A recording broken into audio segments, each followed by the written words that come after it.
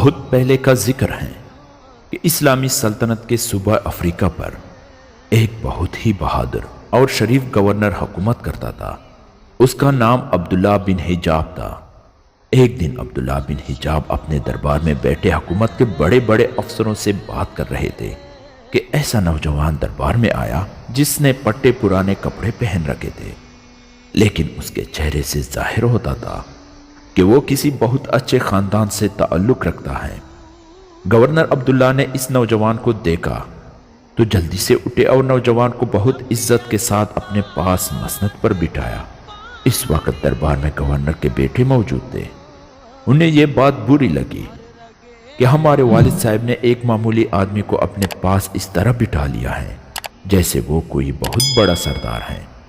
بڑے دربار میں تو وہ کچھ نہ کہہ سکے، لیکن جب عبداللہ اپنے محل میں گئے تو ان کے بیٹوں نے دربار والی بات چھیڑ دی اور ان سے کہا، ابا جان، آج ہمیں اس بات سے بہت شرم آئی کہ آپ نے ایک غریب آدمی کا اس طرح استقبال کیا جیسے وہ کہیں کا شہزادہ ہو۔ ہماری درخواست ہے کہ آئندہ آپ ایسا نہ کریں۔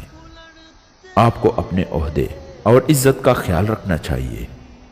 اس کے دوسرے دن عبداللہ بن حجاب نے شہر کے تمام امیروں اور حکومت کے عہدیداروں کو دربار میں حاضر ہونے کا حکم دیا، اور جب سب لوگ اپنی اپنی جگہ بیٹھ گئے تو وہ اس نوجوان کو ساتھ لیے ہوئے دربار میں آئے۔ انہوں نے اسے سب سے زیادہ عزت کی جگہ بٹھایا اور خود اس کے قدموں میں بیٹھ گئے۔ یہ دیکھ کر سب حیران ہوئے۔ گورنر کے بیٹوں کا حال تو دیکھنے کے قابل تھا۔ وہ یوں شرمندہ ہو کر ایک دوسرے کی طرف دیکھ رہے تھے جیسے اس کے باپ نے خاندان کی عزت خاک میں ملا دی۔ ادھر عبداللہ بن حجاب بھی اپنے بیٹوں کی حالت خوب سمجھ رہے تھے۔ ذرا دیر بعد وہ اپنی جگہ سے اٹھے اور اپنے بیٹوں کی جانب دیکھ کر بولے، پیارے فرزند، آج میں تمہیں تمہارے کل والی بات کا جواب دیتا ہوں کہ میں نے اس غریب نوجوان کی اس طرح عزت کیوں کی۔ سنو، اس نوجوان کا نام عقبہ ہے اور یہ اس خاندان سے ہیں جو اس پورے علاقے پر حکومت کرتا تھا، جس کا حاکم آج میں ہوں۔ یہ حجاج بن یوسف کا بیٹا ہے۔ درباریوں نے یہ سنا تو سب عقبہ کی طرف عقیدت بھری نظروں سے دیکھنے لگے۔ عبداللہ کچھ دیر رک کر بولے، پیارے فرزندو، اب اس سے آگے کی بات سنو۔ جس زمانے میں حجاج بن یوسف کی قسمت کا ستارہ چمک رہا تھا، تمہارے خاندان کی حالت بہت خراب تھی۔ تمہارے دادا حجاج کے غلام تھے۔ حجاج بن یوسف کو ان کی حالت پر رحم آ گیا اور انہوں نے تمہارے دادا کو آزاد کر دیا۔ پھر آگے چل کر ایسا ہوا کہ حجاج کی قسمت کا ستارہ گردش میں آ گیا۔ اس کے خاندان کی عزت و شان و شوکت ختم ہو گئی اور خدا نے ہماری غربت کو عزت اور حکومت میں بدل دیا۔ لیکن بیٹو، میں یہ بات کبھی نہیں بھول سکتا کہ حجاج نے میرے والد پر احسان کیا تھا۔ اب تم بتاؤ کہ میں اپنے محسن کے بیٹے کی عزت کیوں نہ کرتا اور اسے عزت سے اپنے پاس کیوں نہ بٹھاتا۔ عبداللہ کی یہ بات سن کر پورے دربار میں سناٹا چھا گیا۔ خاص طور پر ان کے بیٹے تو حیرت کی تصور بنے ہوئے تھے۔ انہوں نے شرمندہ ہو کر سر جھکا لیے تھے۔ عبداللہ ذرا دیر رک کر بولے، بیٹو، ہمارے آقا اور ہمارے سچے رسول حضرت محمد صلی اللہ علیہ وآلہ وسلم کا ارشاد مبارک ہے، جو شخص اپنے محسن کے احسان کو بلا دیتا ہے وہ بہت برا ہے۔